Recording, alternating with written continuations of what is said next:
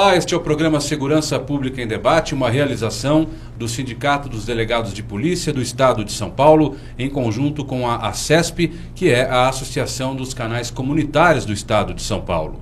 No programa de hoje, nós vamos conversar a respeito da importância da audiência de custódia no Brasil. E para falar sobre este importante assunto, nós temos aqui hoje o Dr. Fernando Davi, delegado de polícia e secretário-geral da Associação dos Delegados de Polícia do Estado de São Paulo. Ao nosso lado também está a doutora Raquel Kobashi Galinatti, presidente do Sindipesp, para quem agora eu passo a palavra. Doutora. É uma grande honra conversar, participar dessa conversa. Na realidade, será uma aula pelo Dr. Fernando Davi, um dos diretores da Associação dos Delegados de Polícia do Estado de São Paulo, e quero manifestar aqui meu agradecimento, pois eu me sinto muito bem representada como a delegada também associada à ADPESP. Então, muito obrigada pela honra de poder participar desse bate-papo. Doutor Fernando, antes do senhor começar a falar, já que o senhor vai falar bastante, eu quero ler uma notícia que é a seguinte: notícia do site do Conselho Nacional de Justiça. Em fevereiro de 2015, o CNJ, em parceria com o Ministério da Justiça e o TJ de São Paulo, lançou o projeto Audiência de Custódia, que consiste na garantia da rápida apresentação do preso a um juiz nos casos de prisões em flagrante. A ideia é que o acusado seja apresentado e entrevistado pelo juiz em uma audiência em que serão ouvidas também as manifestações do Ministério Público, da Defensoria Pública ou do advogado do preso. Durante a audiência, o juiz analisará a prisão sob o aspecto da legalidade, da necessidade e da adequação da continuidade da prisão ou da eventual concessão da liberdade, com ou sem a imposição de outras medidas cautelares. O juiz poderá também avaliar eventuais ocorrências de tortura ou de maus tratos, entre outras irregularidades. Vamos começando então, doutor. Eu queria que o senhor, apesar dessa explicação que eu dei, que não foi uma explicação, apenas li uma matéria, eu queria que o senhor explicasse para a gente o que é, afinal, a tal da audiência de custódia, porque eu tenho quase certeza que muita gente que está nos assistindo agora já até ouviu falar, mas não tem a mínima ideia do que se seja. A audiência, primeiro eu gostaria de agradecer aí o privilégio, o convite de estar presente aqui num lugar tão qualificado nesse debate aqui, com uma verdadeira admiradora. Eu sou admirador da doutora Raquel e não vi a hora aí de poder fazer parte um pouco mais desse debate, e é uma honra para mim. Mas com relação à audiência de custódia, é importante que a gente pontue que, na verdade, a audiência de custódia ela é um mecanismo de controle. Ela é um mecanismo de controle da prisão em flagrante delito, basicamente, mas todos os tipos de prisão que não dependem de ordem judicial, principalmente as que não dependem. Posteriormente foi incluída também qualquer espécie de prisão, que é aquela prisão inicial. E o controle é o seguinte: o juiz ou uma autoridade que detenha poderes jurisdicionais deve verificar se essa prisão inicial ela está, primeiro, se ela foi realizada por métodos legais, ou seja, se ela não foi realizada mediante tortura ou mediante abuso de autoridade, um controle do aparato estatal da detenção, que é a sua função precípua, e depois também, a segunda finalidade mais importante, é a verificação da necessidade da continuidade daquela prisão para que o processo se desenrole. Porque apesar do que se ventila, ou às vezes apesar do que as pessoas acham, a prisão cautelar ela é exceção, ou seja, a pessoa ela é presumidamente inocente pela Constituição Federal até que se esgotem todos os recursos de defesa. É o nosso estado de inocência que está na Constituição Federal. Então, se não for necessária a prisão dela inicial para que o processo prossiga, ela deve ficar em liberdade. Essa também é uma função muito importante da audiência de custódia. E é muito importante nós falarmos para a população que a audiência de custódia foi implementada agora, recentemente, aqui, através de uma resolução, mas de forma a deixar todas as prisões a critério da judicialização. Porém, o Pacto de São José da Costa Rica, ele prevê que aquele que é preso, ele deve ser encaminhado no prazo de até 24 horas para uma autoridade, ou autoridade judicial ou correlata. Então, aqui no Brasil, nós sempre praticamos e sempre seguimos à risca, até digo de forma mais garantista que o próprio pacto prevê, pois imediatamente aquele que é autuado em flagrante, ele é direcionado automaticamente ao delegado de polícia, uma autoridade que avalia a prisão de forma legal, encarcerando ou não, prendendo em flagrante e deliberando pelo auto de prisão em flagrante. Então, aqui na realidade, sempre seguiu à risca o que os direcionamentos internacionais pedem, que é o Pacto de São José da Costa Rica. E foi justamente esse fundamento para que tivéssemos a audiência de custódia. Mas, na realidade, a gente sempre praticou a audiência de custódia. A Raquel colocou uma questão que eu acho importante abordar, que a grande questão sempre foi por que o Brasil, tendo adotado o Pacto de São José da Costa Rica, que previa a audiência de custódia, e o Brasil adotou em 1992 esse pacto, por que ele demorou até 2015, como o Adriano leu muito bem no começo, para implantar a audiência de custódia mais clássica, a audiência de custódia mais prevista explicitamente na legislação? Uhum. Porque, na verdade, desse tempo, ou seja, 23 anos, 24 anos, de 92 até 2015, acho que 23 anos, mais ou menos, quem realizava esse controle, e realizava esse controle de uma maneira adequada, porque ninguém consegue realizar um controle inadequado durante 23 anos. Então, realizava adequadamente esse controle. Teria sido impedido já. Exatamente. Foi o delegado de polícia, que fazia, assim, esse filtro, e sempre fez, a audiência de apresentação. Fazia o primeiro filtro da prisão-detenção, tanto no tocante à eventual tortura no ato da detenção, quanto no tocante à verificação da cautelaridade do processo. Porque, se fosse caso de liberá-lo, o delegado sempre teve, como tem até hoje, o mecanismo da fiança. Então, o delegado pode atribuir, em hipóteses de prisão em flagrante, a fiança quando o crime não tem a pena máxima superior a 4 anos. Mas se, na opinião do senhor, os delegados de polícia faziam com maestria a audiência de custódia antes dela ser implantada classicamente no Brasil, por que resolveram implantá-la e aí redirecionar essa atividade para o Poder Judiciário? Olha, e a pergunta 2 que faço já, essa outra autoridade com poderes jurisdicionais a que se refere o Pacto de São José da Costa Rica, seria justamente o delegado de polícia? Então, na verdade, é importante essa pergunta, porque você observa que, na verdade, houve, sem dúvida, um certo... é difícil responder a pergunta. Por quê? A revolução da audiência de custódia atualmente, ela é exatamente essa impossibilidade do delegado realizar o filtro que sempre realizou. Na verdade, o filtro que o delegado faz agora, ele é checado novamente, ele é sobrefeito por conta dessa audiência de custódia que precisa haver com a autoridade judiciária. Entretanto, é interessante perceber o seguinte, que nós já estamos aí de 2015 até 2018 com algumas quantidades de audiência de custódia computadas, contabilizadas. Se você verificar de fato aquilo que foi o motivo inicial da criação da audiência de custódia clássica, que era a verificação de eventual tortura policial no ato da detenção, que estaria prejudicada pela análise da polícia judiciária, você percebe que isso é uma falácia, porque os números apontam um número inferior a 5%. Eu peço até licença, o número de audiências de custódia em abril de 2017, no Brasil inteiro, foi de 215.329. Se nós computarmos esse número como 100%, nós verificamos que violência no ato da prisão, veja, a alegação na audiência de custódia de violência no ato da prisão se deu em 5,19% dos casos. E essa fonte é uma fonte oficial, é a fonte do CNJ, do Conselho Nacional de Justiça. Então é uma fonte confiável. E eu quero só deixar claro que se houvesse uma só violência ou ato de tortura na detenção, isso já seria desprezível, isso já seria reprovável. Nós temos que combater qualquer tipo de patologia no ato da detenção.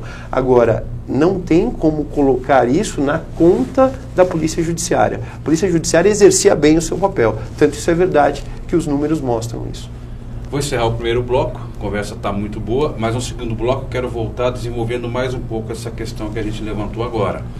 O programa Segurança Pública em Debate hoje está falando a respeito da importância da audiência de custódia no Brasil. Primeiro bloco do programa ficando por aqui, segundo bloco já, não saia daí.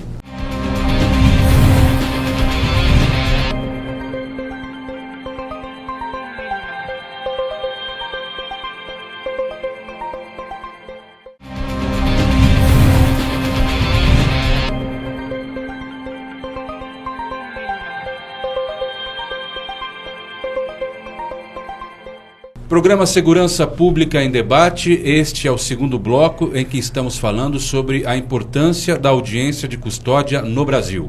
Para falar sobre isso, está conosco hoje o delegado de polícia e secretário-geral da ADPESP, Dr. Fernando Davi, ao lado da nossa presidente do Sindipesp, doutora Raquel Kobashi Galinatti. Continuando a conversa, doutor, eu queria que o senhor desenvolvesse um pouquinho mais essa questão. Os delegados não ficaram entre aspas, chateados quando viram que iam perder, entre aspas, esse tipo de atividade, esse tipo de, entre aspas, poder? O Adriano colocou uma coisa que eu acho importante pontuar, no seguinte sentido, que o delegado de polícia, ele sempre teve acostumado a controle. A Polícia Judiciária, ela tem correições internas, pelo menos 2 por ano. Temos as correições externas, tanto do Ministério Público quanto do Poder Judiciário. Estamos absolutamente acostumados com o controle. Então, um controle que vem ao encontro dos direitos do cidadão tem que ser perpetrado e tem que ser protegido. Por isso que eu acho que a audiência de custódia, ela é interessante, na medida em que ela faz um novo filtro. Agora, nós não podemos ignorar o filtro inicial, que era feito pelo delegado de polícia. Então, isso está sendo constatado numericamente, e eu creio que agora o debate é interessante, não tanto no tocante à tortura no ato policial, mas da necessidade ou não de se manter o indivíduo preso, que essa é a grande questão que vem sendo debatida atualmente. Se é necessário a manutenção da prisão, não é? Depois da prisão em flagrante, se ela deve ser convertida em prisão preventiva e continuar até o fim do processo, contra a ideia de presunção de inocência constitucional, ou se nós devemos, de alguma maneira, liberar esse infrator, esse indivíduo que cometeu a prisão em flagrante e deixá-lo responder em liberdade e só ao final da condenação ser preso. E é muito importante, na mesma linha de raciocínio do Fernando, que obviamente todos os instrumentos que proteja o cidadão, que resguarde seus direitos, todos os filtros são muito bem-vindos. Porém, abre-se uma ressalva também. Existem aqueles que praticam os crimes e que, obviamente, são presos, no caso, presos em flagrante. Abre-se também uma ressalva negativa, de que, supostamente, em teses de defesa, esses que foram presos possam alegar de forma errada, de forma equivocada e mesmo de forma mentirosa. Uma suposta agressão daquele que o prendeu em flagrante, uma suposta prática de crime, de tortura pelo agente policial. E nós percebemos que após a implementação da audiência de custódia, muitos policiais, muitos delegados de polícia foram citados na audiência como tese de defesa. Abriu-se infelizmente, esse mecanismo real de proteção, de filtro de proteção para o cidadão, para o resguardo dos direitos, abriu-se essa ressalva e de que forma injusta aqueles que agem atuando de acordo com a lei são injustamente acusados. Perfeito. É importante dizer que nós não temos números ainda, pelo menos não no site do CNJ, que é a fonte oficial, para dizer quantos foram condenados ou foram de alguma maneira sentenciados por atos de tortura. Esse número ainda não nos é aberto, talvez até pela recenticidade. 2015, estamos em 2018, então talvez demore um pouco para compilar esses números. Mas é interessante saber que esse número que eu citei de 5, alguma coisa por cento, é a alegação de que houve tortura no ato da detenção. Alegação. Alegação na audiência de custódia. Acusação. Exato, é uma imputação que vai ser verificada em sede de inquérito policial e de procedimento administrativo próprio. Nem sempre isso vai, de fato, convolar numa condenação. Às vezes, e é isso que também é importante dizer, o uso progressivo moderado da força no ato da detenção, ele é necessário quando existe resistência ou tentativa de fuga por parte daquele que será preso. Então é interessante, até vou pontuar rapidamente, dizer o seguinte: nessa atual situação que nós vivemos, nas quais a autoridade pública ela é colocada em xeque nos meios artísticos, nas novelas e tudo mais, isso passa uma mensagem equivocada para a população de que ela pode e até deve desobedecer à lei. Então, no momento em que um policial grita "parado, polícia", a maior tendência é a pessoa não respeitar a ordem e fugir. Perfeito. E resistir, motivo pelo qual a força é inerente ao ato da detenção. Então, ficando nesse lado, eu acho importante, mas eu creio também que esse segundo viés, que é o viés da finalidade, se aquela prisão de fato deve continuar acontecendo até o fim do processo ou não, eu queria só pontuar uma coisa, que é uma visão que eu tive a partir do estudo que eu pude desenvolver a respeito do tema. Eu acho importante pontuar o seguinte, que a audiência de custódia, ela tem feito uma visão quantitativa dessa conversão da prisão em flagrante em prisão preventiva. Então vemos que temos estados que são colocados no ápice da pirâmide dizendo: esse estado prende muito. Isso quer dizer que o estado converte a prisão em flagrante em prisão preventiva. E outros, como o Rio Grande do Sul, por exemplo. Rio Grande do Sul está no topo da lista com mais de 80% de conversão de flagrante e preventiva. Já Pode pegar aí, doutor. Outros estados, aqui, deixa eu dar uma aqui olhadinha. Pode colar, não tem problema. Eu só vou pegar o último estado que eu acho interessante, que é o estado que ninguém acredita, mas o estado que mais confere liberdade é o da Bahia. Olha. Pelo menos 61,77% são convertidos. Média nacional, isso mesmo, é a concessão da liberdade provisória depois do flagrante. Na Bahia, 61,77%. Agora, a questão aqui quantitativa, eu queria colocar bem isso, ela vem muito mais na linha, e é isso que nós devemos talvez evoluir para debater, qual é a qualidade dessa prisão? Porque o que nós estamos vendo da audiência de custódia, o que gerou a audiência de custódia classicamente considerada? A ideia da superlotação. A superlotação dos presídios, principalmente aqueles motins que aconteceram em Pedrinhas, no Maranhão, forçaram aí, principalmente a cúpula do Poder Judiciário, mas todo o sistema de justiça a se reunir para debater um tema que era um tema da prisão provisória no Brasil. De fato, o Brasil ele tem a 4ª maior população carcerária do mundo. E a verificação que se tem com relação a isso é o seguinte: talvez se possa diminuir essa população carcerária, mas ao mesmo tempo é importante que haja o quê? Qualidade na prisão. E qualidade na prisão é prender o chefe da quadrilha, é prender aquele que manda. Porque no momento em que você descobre quem é o chefe da quadrilha e o prende, e o inquérito policial gera prisão preventiva, gera prisão temporária, aí sim você desmantela todo um sistema de criminalidade que está abaixo desse chefe. Agora, se você continua prendendo a base da pirâmide, aquele que nós chamamos de lagartixa no tráfico de drogas, que é aquele que leva a droga, ele não comercializa, ele só leva de um lugar para o outro, no dia seguinte tem outro lagartixa.